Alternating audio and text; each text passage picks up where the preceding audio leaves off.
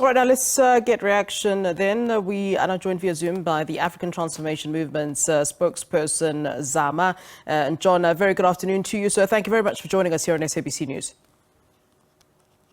Good afternoon to you and the viewers. All right, let's begin here. You have, I suppose, as ATM, been seen as a party that sort of spearheaded what I'll call this campaign for accountability when it comes to the Phala Phala farm debacle. What are your thoughts, now that the acting public protector has cleared the president of any wrongdoing, in fact saying that evidence before her office does not support allegations?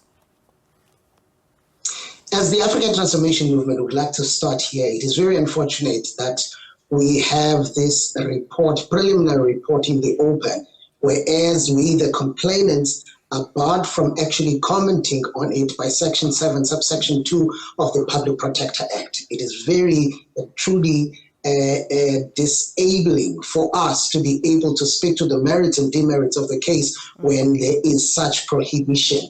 And yet everybody is weighing in on this matter when we know that we are not able to do so. But we have received this report last night, and we were in discussion and in conversation with our lawyers. The lawyers have actually spoken to us and are dealing with, in fact, with the issue.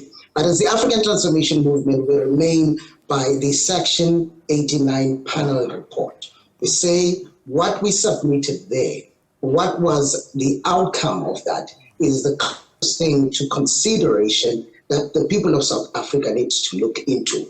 One, the issues around the Section 96, subsection 2A, subsection 2B, issues around the conflict of interest. Even by the very affidavit of the president, we are sure that the president has something to answer, consistent with what the Section 89 panel had actually found, which is a former Mr. Chief Justice. You raised something very interesting. Before we continue with this conversation, let's talk about this prohibition that you're talking about, this prohibition that's been put on you with regards to, speaking on the matter or weighing in or commenting on the report. What is that about, and what exactly is it based on? I think that perhaps as the media, we might have missed that particular point. Talk to us about that before we continue on where we were.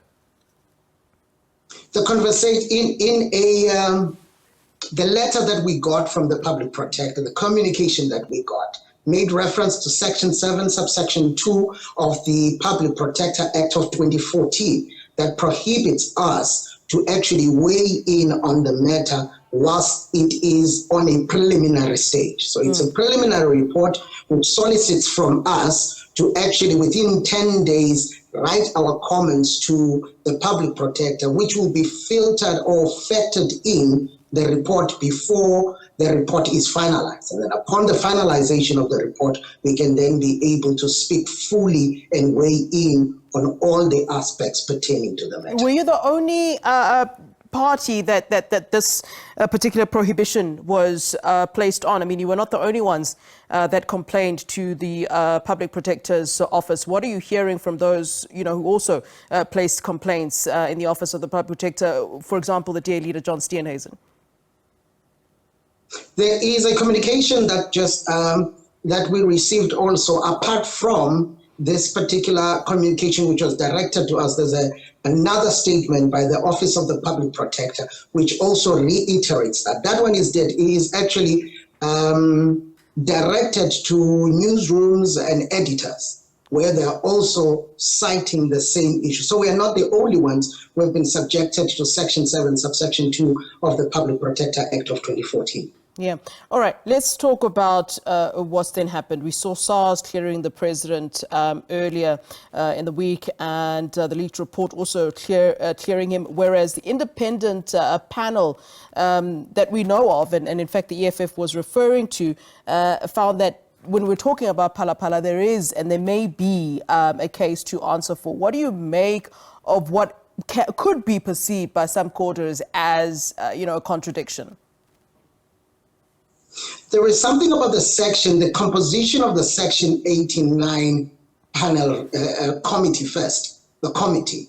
You have people who have no ambitions career-wise. people who don't have to please any individual, but people who are very senior in the legal fraternity, people who have actually devoted their lives in actually delivering judgments and protecting the concept of law in this country. Now, these senior people, on the basis of law, find, when looking at all that was presented before them, that there is prima facie evidence. This is why, as the African Transformation Movement, we feel it is important not to just dismiss that particular process. And you would remember that the rejection of that particular report was not on the basis of merits. It was the ruling party using its numbers to just bulldoze a view, but it was not an issue that was based on merits. We believe that the issue of the panel with people of a high caliber, knowledge and experience should be something that South Africans look into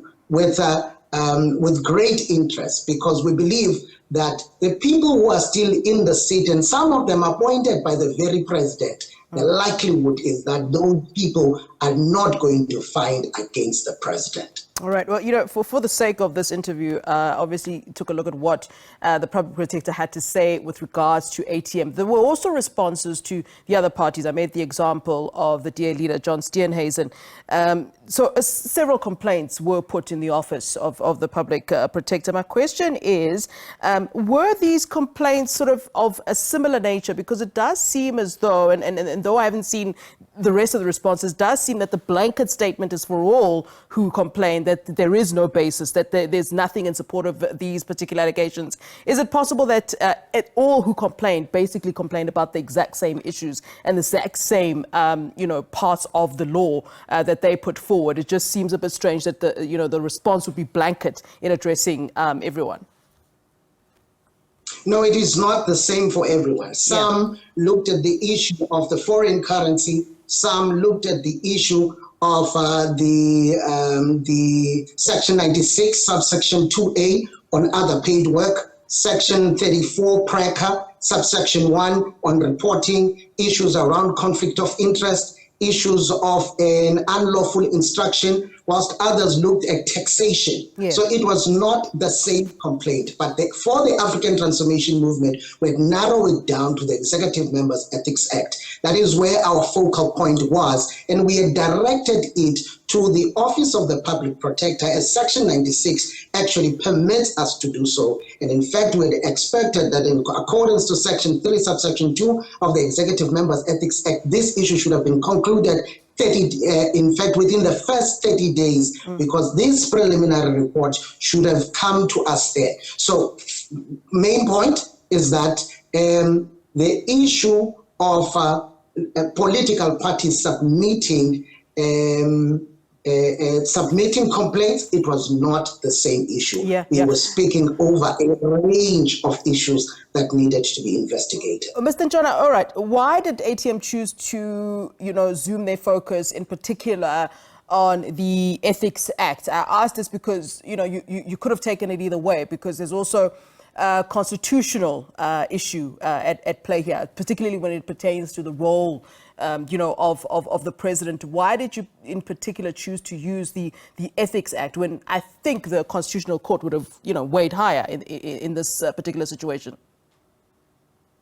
All right, the issue around the Executive Members Ethics Act, there were a number of institutions, there are a number of institutions that have to conduct a number of other investigations. But when it comes to the Executive Members Ethics Act, we had not only an accusation, but we also had the president acknowledging. Okay. One, on Section 96, subsection 2A, on the issue of other paid work, when he was closing the Limpopo conference, the president says, I am a farmer, I sell animals, the proceeds from my farm were from a game sale. There, we do not only have an allegation, but we have an admission from the president. Second to that, PRECA Section 34, subsection 1, the president writes in his Twitter that he did not report to a DPCI office as actually required by Section 34 of the PRECA Act. He then, with that, it is an admission. So in this particular case, there was no need for an investigation because the individual in question had actually admitted to actually violating. So the issues that were raised consistent with the findings of the Section 89 committee, the issues that were raised, the committee finds in accordance with that, because there is not only an allegation, but there is also an admission from the president. All right. Are you taking this further? I know that at the moment, when it comes to what you're dealing with right now is the issue of prohibition, and I think you did say that you're dealing with that currently with your legal team. But apart from that particular issue, the main issue, are you taking it forward, and how so? There are two processes in place. One process is the one that we are dealing with right now with our lawyers, writing a response back to the public protector. We have 10 days to do that, and we will raise sharply issues that we feel need to be raised there, and then that process will take its course. But there is another process that is going on right now. You would remember that the ATM had gone to the Western Cape High Court. In the Western Cape High Court, we had asked for the nullification of the open ballot decision by the Speaker of Parliament. And in the event that the Western Cape High Court grants us that, at the back of the Constitutional Court ruling, which did not allow Mr. Ramaphosa to nullify the report, then the report is back in Parliament. And we are hoping this time around for a secret ballot. So those are the two processes at play. Mr. Ntshona, many thanks to you. So we appreciate it here on SABC News. Thanks for indeed giving us your reaction then to our top story. Then the African Transformation Movement's spokesperson, Zama Ntshona.